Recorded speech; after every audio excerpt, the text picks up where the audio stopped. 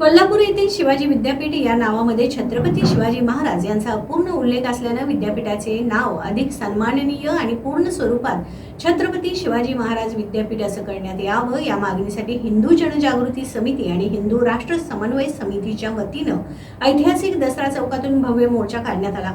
हा मोर्चा Laxmipuri Venus corner मार्गे जिल्हाधिकारी कार्यालयावर गेल्यानंतर त्या ठिकाणी या मोर्चेचं सभेत रूपांतर झालं।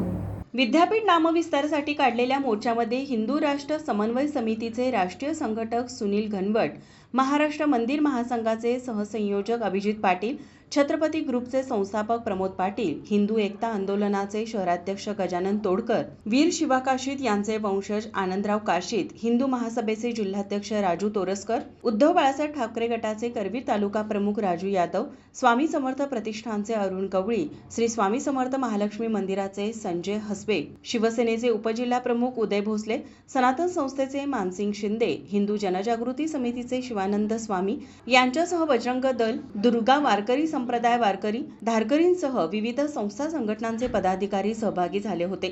विद्यापीठाचे नाव छत्रपती शिवाजी महाराज विद्यापीठ या घोषणांसह मोर्चासाठी छत्रपती शिवाजी महाराज यांच्या सैन्यात सहभागी असलेल्या सरदार मावळे यांचे वंशज उपस्थित होते।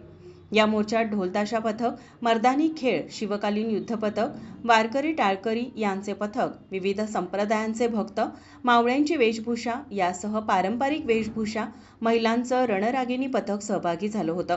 या मोर्चानं शिवाजी विद्यापीठ नामविस्ताराचा प्रश्न ऐरणीवर आला आहे।